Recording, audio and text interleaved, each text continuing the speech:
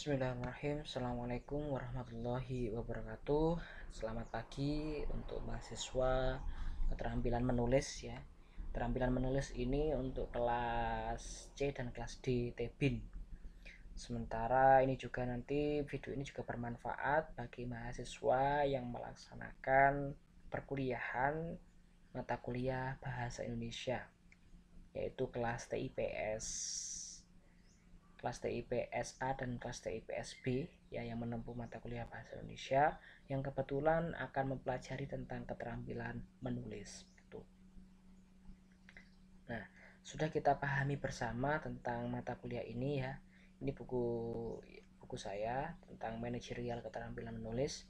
Sudah kita pahami, sebelumnya kita sudah belajar tentang berbagai macam teori menulis ya. Berbagai macam teori menulis, mulai dari dasar-dasar menulis sampai dengan tahapan-tahapan menulis, kemudian ditambah dengan tata ejaan ya, bagaimana menulis yang baik dan benar sesuai dengan ejaan PUEBI, pedoman umum ejaan bahasa Indonesia. Untuk buku PUEBI sudah saya berikan bagaimana menggunakan tanda baca, bagaimana menggunakan angka, bagaimana menggunakan huruf kapital ya, bagaimana menyingkat gelar, itu membuat daftar rujukan atau daftar pustaka, itu semua sudah lengkap di PUEBI tersebut. Jadi ketika nanti menulis, silahkan di sampingnya ini sudah ada PUEBI ya. Ketika nanti misalnya ada yang salah tanda bacanya koma, titik, itu ada PUEBI. Bagaimana tanda baca yang huruf kalimat sapaan, kalimat sapaan itu harus menggunakan tanda petik 2, itu juga harus sudah paham yang membedakannya dengan kalimat yang biasa gitu. Nah, hari ini saya akan menjelaskan tentang menulis ya, tentang menulis untuk kelas bahasa Indonesia dan juga TIPS ini ya. Sebelumnya kita belajar tentang menulis teks penyintasnya. Teks-teks penyintas ini teks-teks yang menjadi kebutuhan sehari-hari oleh masyarakat gitu. Misalnya cara kita menulis surat lamaran pekerjaan, menulis surat resmi, menulis naskah puara ya, menulis iklan, resep makanan. Ini adalah tulisan-tulisan yang dekat dengan kehidupan sehari-hari dan menjadi konsumsi masyarakat sehari-hari di berbagai kalangan gitu. Nah, lanjut untuk selanjutnya ini ada tulisan jurnalistik ya. Tulisan jurnalistik ini kemarin untuk bahasa Indonesia itu ya, kelas bahasa Indonesia itu saya suruh untuk menulis opini dan berita, sedangkan IPS ini saya suruh untuk menulis opini. Selain itu bentuk-bentuk lain itu banyak, seperti laporan reportasi ya. Di blog saya ini ada, bentar saya bukakan.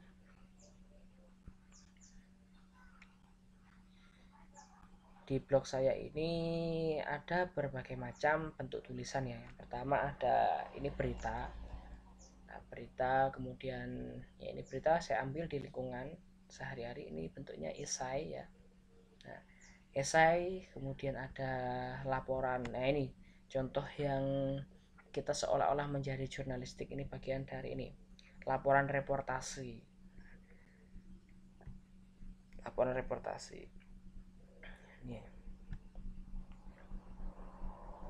Kawah daun kopi unik kaum terjajah. Nah, ini kan judulnya harus menarik karena hal yang pertama dilihat oleh seorang pembaca itu adalah judul gitu ya. Nah, ini menceritakan tentang kopi daun yang ada di Sumatera Barat ya. Jadi ketika itu masyarakat sekitar itu tidak diperkenankan untuk menikmati kopi asli oleh Belanda.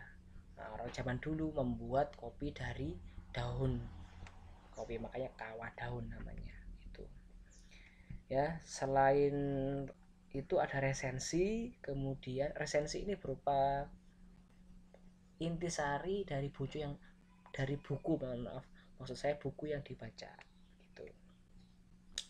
Berikutnya ada teks sastra ya. Teks sastra ini ragamnya banyak, mulai dari cerpen, drama, puisi, dan juga ragam teks penelitian. Ragam teks penelitian ini contohnya adalah makalah, kemudian artikel ilmiah yang disitu dituntut ketelitiannya dari segi ejaan-ejaan yang baku ya, pilihan-pilihan kata atau diksi yang baku, penggunaan titik, koma, kemudian cara mengutip, cara membuat daftar rujukan itu harus dipahami dengan benar. Itu. Baik, yang pertama saya akan membahas tentang opini ya, tentang opini. Tentang opini ini halaman 78. Halaman 78.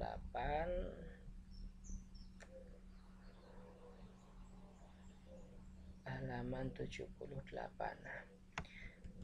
Nih, artikel opini merupakan jenis hasil tulisan non fiksi ya, jadi bukan fiksi oleh penulis. Kalau fiksi kan rekaan, kalau ini kan non fiksi, jadi nyata. Setiap penulis ketika menyusun sebuah teks opini membutuhkan kemampuan ya penalaran yang berbeda dengan penalaran pada teks lain. Penalaran pada karya teks opini lahir dari stimulus yang berupa isu mutakhir yang kemudian dikembangkan menjadi penjelas-penjelas dengan menggunakan argumentasi setiap penulis. Sudah saya sampaikan baik di IPS maupun di Bahasa Indonesia, ketika menyampaikan opini itu harus disertai dengan data yang real, harus disertai dengan rujukan itu dari mana. Ketika bisa mau beropini X, nah X-nya itu sumbernya dari mana. Jadi tidak hanya beropini saja tanpa adanya dasar yang kuat gitu. Misalnya di sini saatnya perkuat pendidikan karakter ya. Nah, ini ada beberapa argumen yang saya sampaikan ya. Bisa sebentar saya besarkan.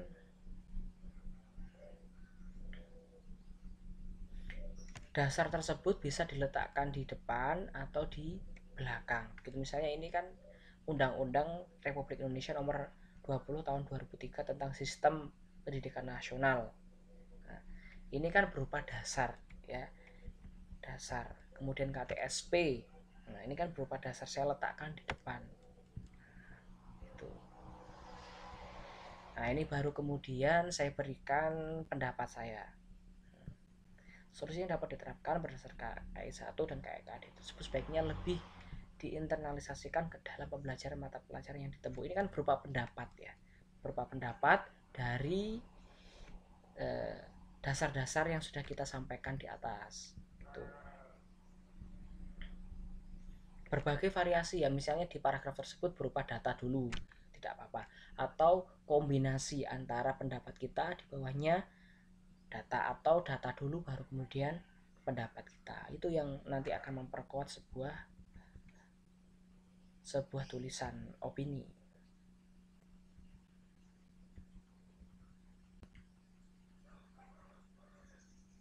Gitu ya.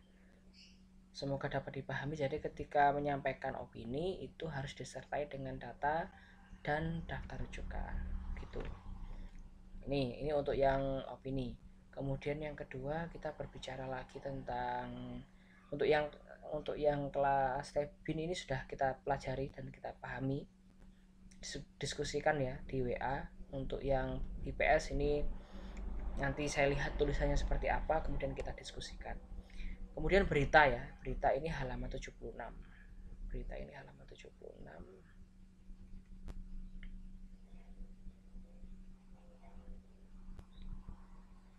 Halaman 76.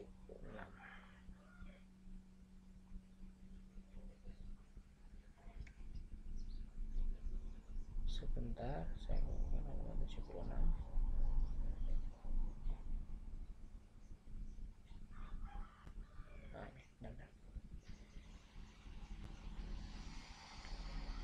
Menulis berita. Karya jurnalistik lain yang terdapat dalam sebuah karya jurnalistik adalah berita. Sama dengan laporan reportase, karena ini juga memiliki prasyarat 5W1H ya. Apa yang dibicarakan, kapan, di mana, mengapa membicarakan tersebut, bagaimana kejadiannya, di mana, itu harus ada dalam sebuah teks berita ya. Struktur dari sebuah berita terdiri dari beberapa paragraf yang memuat gagasan-gagasan utama karangan. Jadi misalnya si A ingin membuat sebuah berita tentang COVID di daerah asalnya atau di kecamatan asalnya. Hal apa saja yang ada dalam paragraf itu? Misalnya paragraf 1 bercerita tentang penanganan di kecamatan tersebut. Paragraf 2 hasil dari penanganannya seperti apa. Paragraf 3 pendapat dari masyarakat sekitarnya bagaimana. Jadi per paragraf itu harus memiliki intisari apa yang akan dibicarakan. Tuh. Ini contohnya workshop peningkatan kompetensi peserta PPL. Ini berita yang dibuat ya. Selain itu ada berita lagi misalnya di sini. Bentar. Contohnya ini nih.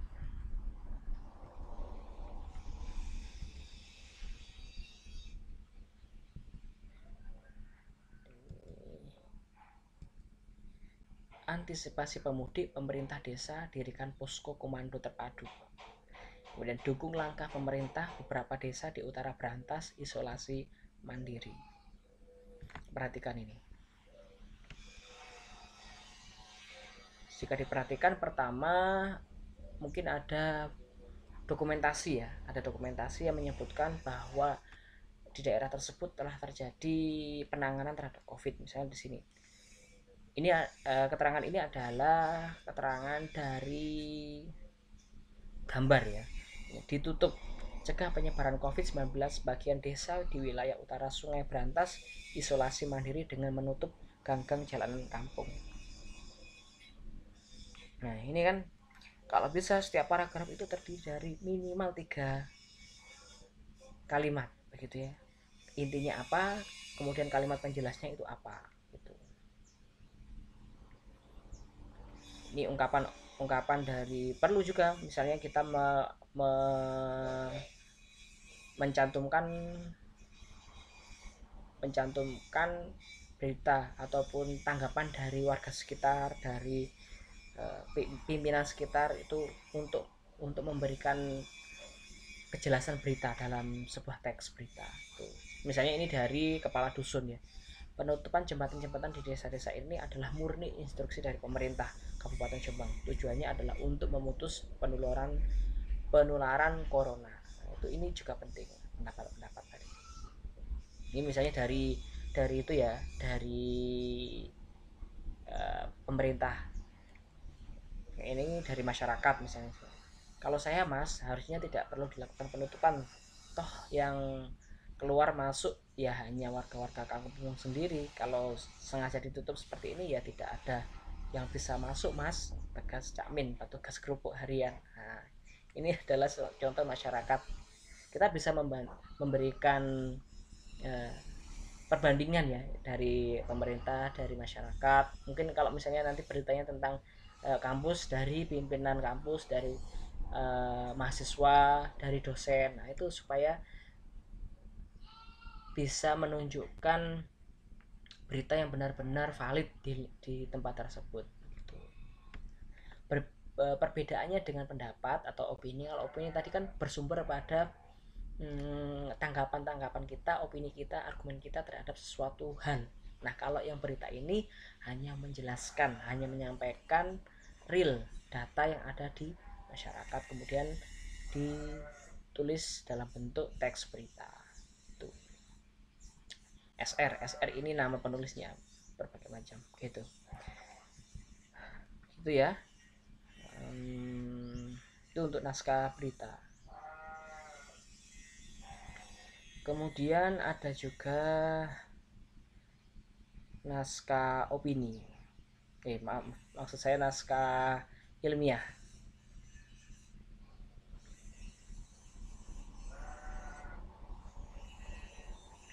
Naskah ilmiah ini halaman Oh ya, naskah sastra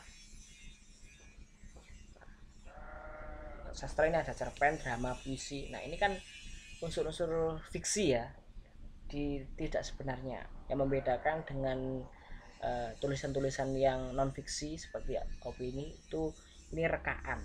Itu biasanya kalimat-kalimatnya itu mengandung beberapa kata-kata kias ya, mengandung majas-majas ya, majas-majas gitu. Contoh ya, contoh halaman 89, coba kita buka halaman 89.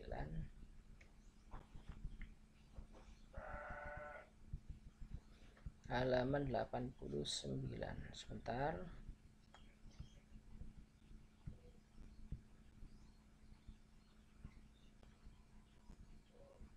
Nah, ada yang namanya lisensia puitika ya.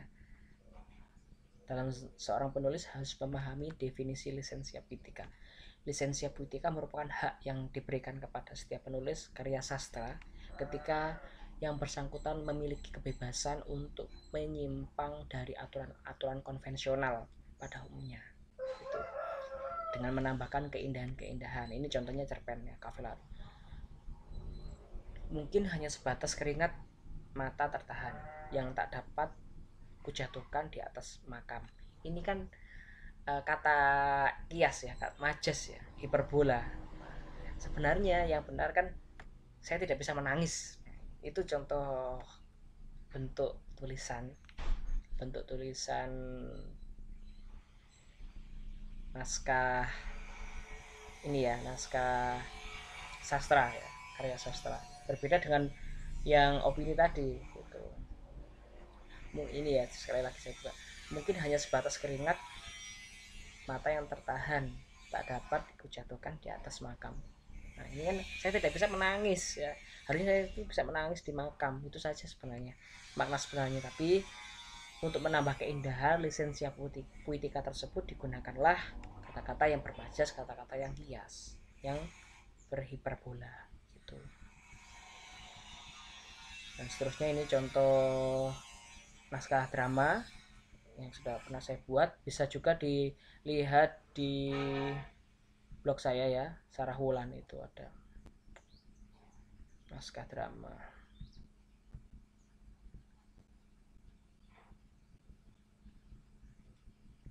Oke, bentar.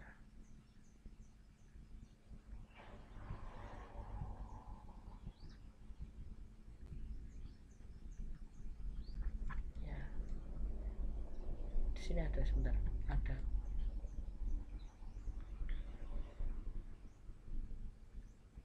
Naskah drama Sarah Wulan di bawah ini. Nah, ini naskah drama Sarah Wulan.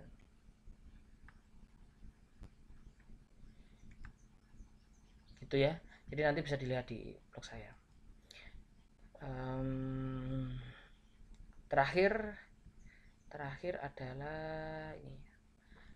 Terakhir adalah naskah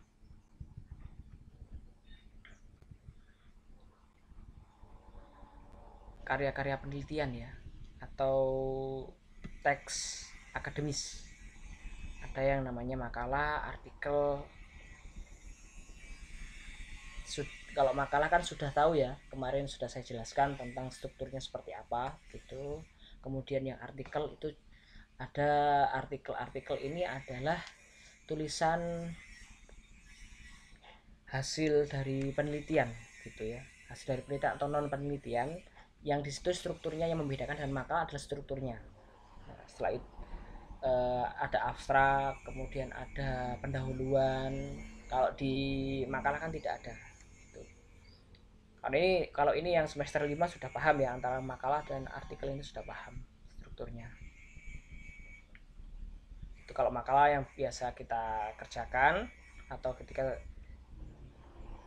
kelompok membuat makalah sebelum presentasi. Kalau artikel ini biasanya dimasukkan ke dalam jurnal. Jurnal itu adalah kumpulan dari beberapa artikel ya. Biasanya terbit 1 tahun 2 kali. Tuh. Ini kalau yang makalah ya sudah saya sampaikan di pertemuan sebelumnya. Baik, mungkin itu saja yang dapat saya sampaikan tentang keterampilan menulis ini. Semoga ini dapat memberikan ilmu ya kepada mahasiswa di Bahasa Indonesia maupun IPS tentang keterampilan menulis. Nanti diskusi lebih lanjut bisa kita laksanakan di grup ya. Sudah saya sampaikan tadi ada berbagai macam bentuk tulisan, mulai dari teks-teks penyintas, teks-teks yang digunakan dalam kehidupan sehari-hari, kemudian ada teks jurnalistik, kemudian teks sastra, sampai dengan teks penelitian, ragam bentuk penelitian mulai dari makalah sampai dengan artikel ilmiah. Ini selain ini masih ada Pak, banyak ya. Ini ya, saya berikan untuk belajar ini beberapa tulisan-tulisan ini saja gitu. Baik, mungkin itu saja yang dapat saya sampaikan. Terima kasih. Mohon maaf apabila ada yang kurang berkenan. Saya buatkan video ini untuk mengejar ketertinggalan ya, karena kita kan banyak libur ketinggalan, kemudian supaya bisa belajar dimanapun menggunakan video ini, khususnya yang berhubungan dengan keterampilan menulis gitu. Terima kasih. Kemudian untuk yang Tebin, mahasiswa Tebin itu ya, nanti silahkan membuat berbagai macam bentuk tulisan kemudian disampaikan ke dalam blog ya, ke dalam blog seperti ini. Nah, ini kan blog, silahkan membuat blog. Mungkin Pak, saya ingin membuat blog yang lebih bagus dari Bapak, silahkan ya. Itu juga mempengaruhi penilaian kita untuk pengerjaan UAS. Berbagai macam bentuk tulisan, mulai bentuk teks berita, opini, sastra, kemudian penelitian atau apa, silahkan disampaikan di blog ini dan dihias sebaik mungkin, semenarik mungkin, sehingga menjadi tempat untuk dokumentasi berbagai bentuk karya tulisan dari masing-masing mahasiswa. Itu untuk yang bahasa Indonesia. Untuk yang TIPS nanti kita berbicara di grup. Baik, demikian yang dapat saya sampaikan. Mohon maaf mungkin apabila ada yang kurang berkenan ya. Insya Allah kita bertemu lagi di kesempatan berikutnya. Diskusi lebih lanjut kita sampaikan di grup WA. Saya tutup. Assalamualaikum warahmatullahi wabarakatuh. Sukses selalu, semangat selalu, jaga kesehatan gitu ya.